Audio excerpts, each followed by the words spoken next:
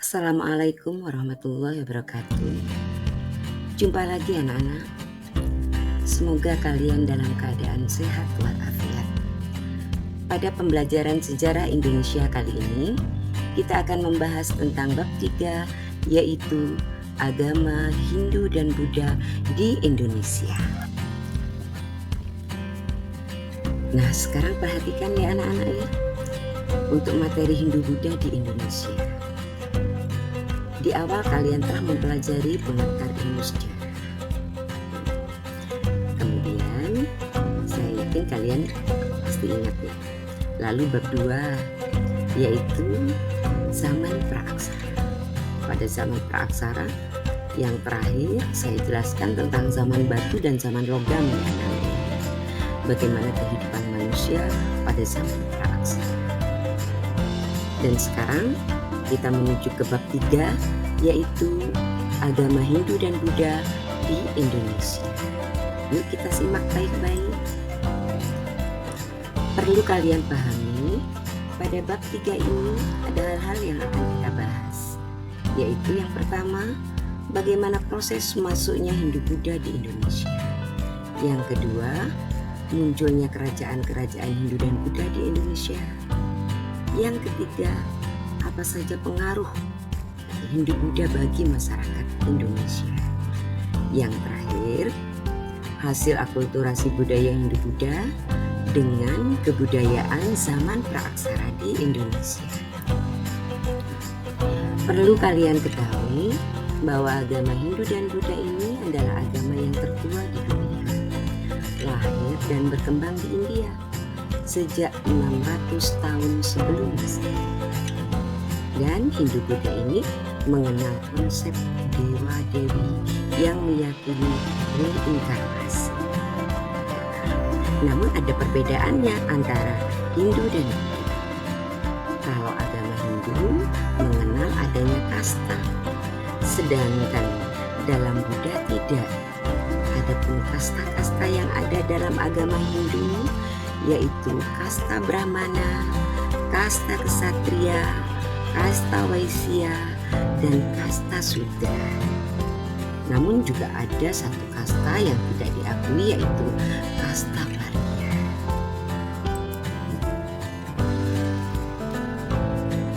Dan saya yakin kalian pasti mengetahui ya, kalau kalian melihat peta bagaimana letak antara Indonesia dan negara India.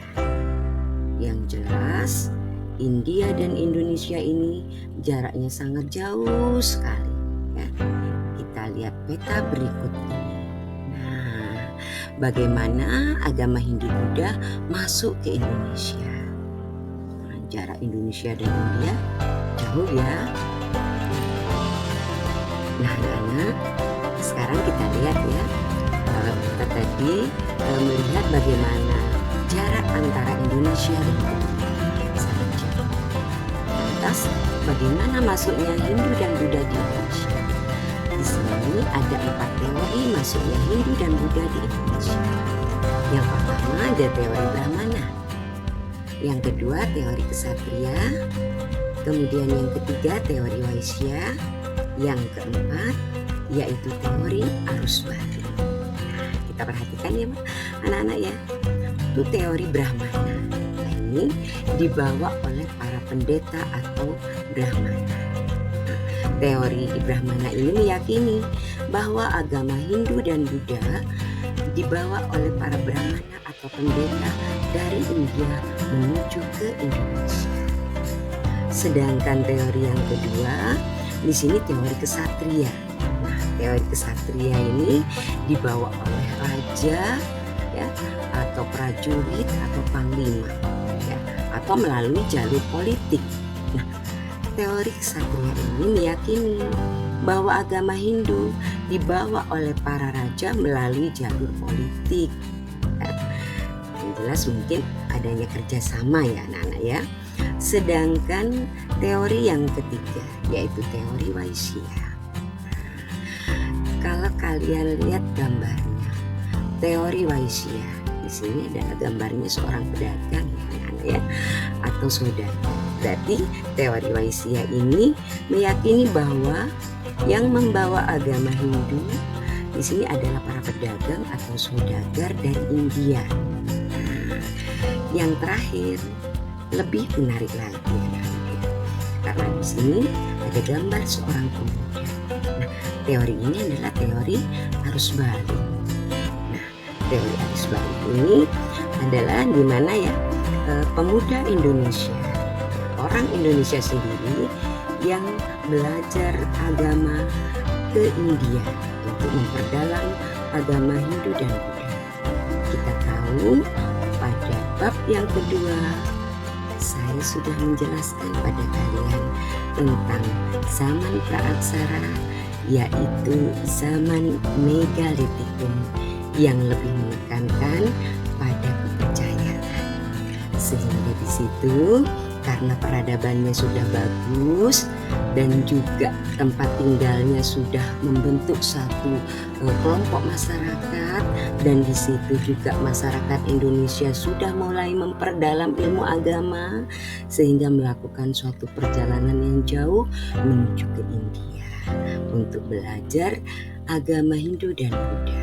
Nah, itu diperkirakan adalah teori arus balik.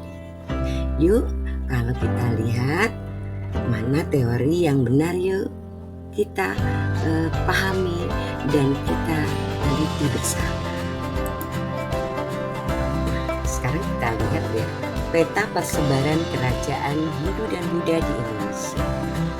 Jadi setelah agama Hindu dan Buddha masuk dan berkembang di Indonesia, dan kemudian muncullah kerajaan-kerajaan Hindu dan Buddha di Indonesia. Kalau kita lihat peta ini anak-anak ya, kerajaan-kerajaan Hindu dan Buddha paling banyak berada di Pulau Jawa. Sedangkan di Kalimantan hanya ada satu kerajaan tertua Hindu, yaitu Kerajaan Kutai, yang rajanya adalah Kudungga. Dan di Sumatera hanya ada 3 kerajaan ya, kalau kita lihat ya. Namun yang terbesar adalah Kerajaan Sriwijaya. Kerajaan Sriwijaya ini adalah pusat daripada agama Buddha. Dan selanjutnya kalian lihat kerajaan-kerajaan Hindu Buddha di Indonesia. Kalian bisa membaca dan mempelajarinya. Paling tidak kalian mengunjungi perpustakaan yang ada di sekolah ya, belajar berliterasi. Nah, ini yang saya tampilkan adalah kerajaan-kerajaan Hindu Buddha yang ada di Indonesia. Di sini ada kerajaan Hindu. Kerajaan Hindu itu yaitu Kerajaan Kutai, Kerajaan Tarumanegara, Kerajaan Kediri, Kerajaan Singosari, dan Kerajaan Majapahit. Majapahit ini kerajaan yang terbesar ya anak-anak ya. Pada waktu itu rajanya adalah Hayam Wuruk, patihnya adalah Patih Gajah Mada. Nah, sedangkan kerajaan Buddha ya di sini ada Kerajaan Sriwijaya. Kerajaan Sriwijaya ini adalah suatu kerajaan yang menjadi pusat belajar bagi pemuda dan pemudi Indonesia untuk memperdalam agama ya. Kemudian di sini ada Kerajaan Kalingga. Sebenarnya masih banyak lagi ya. Ini yang saya tampilkan di sini adalah kerajaan-kerajaan besar ya. Dan masing-masing kerajaan ini punya profil masing-masing. Jadi kalian bisa mencari informasi masing-masing profil dari kerajaan-kerajaan Hindu dan Buddha dengan berliterasi. Nah anak-anak, yang berikutnya adalah pengaruh Hindu Buddha di Indonesia.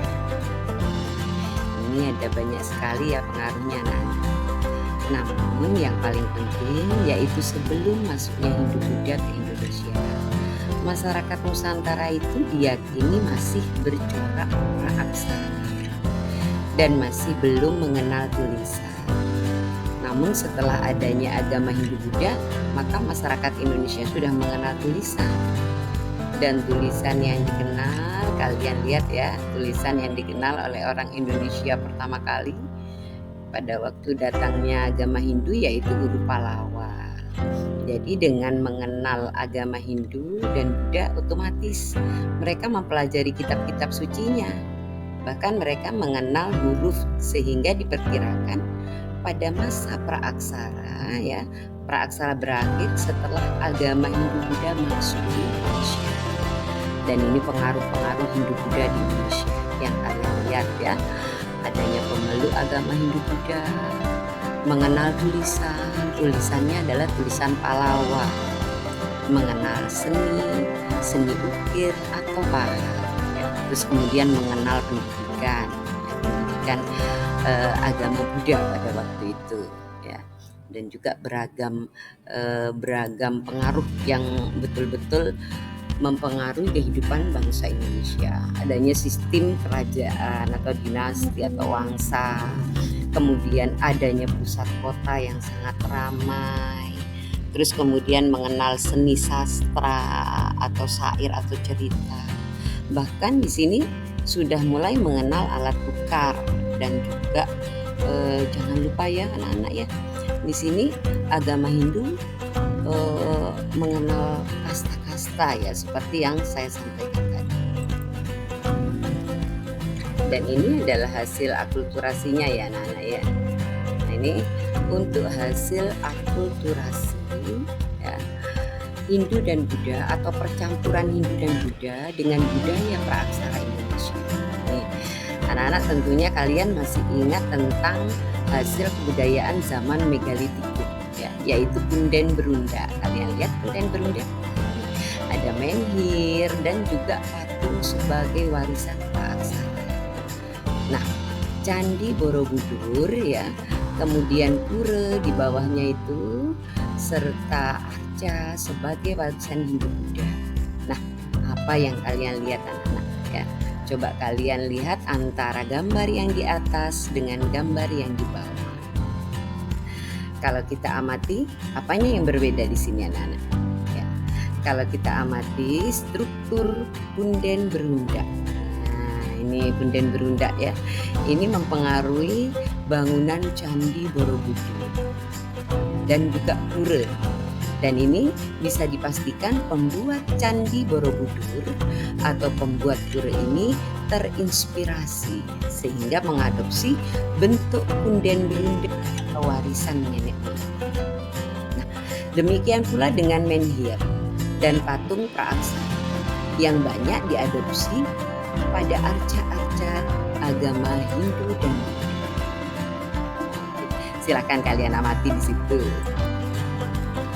Dan selanjutnya kerajaan Hindu tertua di Pulau Jawa yaitu Kerajaan Tarumanegara sampai dengan kerajaan Hindu terakhir yaitu Kerajaan Majapahit. Ternyata masih saling berkaitan loh anak-anak ya. Padahal masih satu moyang. Nah, Kerajaan Tarumanegara melalui pernikahan politik ini melahirkan kerajaan-kerajaan Hindu dan Buddha yang lainnya di Pulau Jawa. Jadi Raja Majapahit adalah masih cucunya Raja Tarumanegara.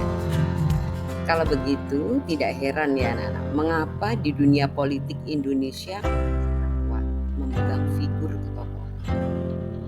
Jadi di sini ya, kamu itu anak siapa, leluhurnya siapa. Kalau mau jadi pemimpin, yang jelas pasti ditelusuri ya.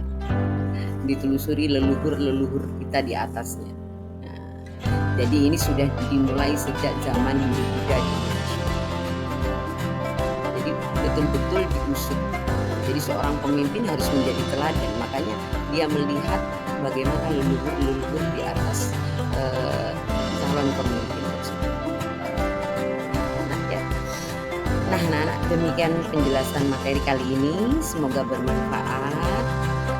Akhirul kalam. Wassalamualaikum warahmatullahi wabarakatuh.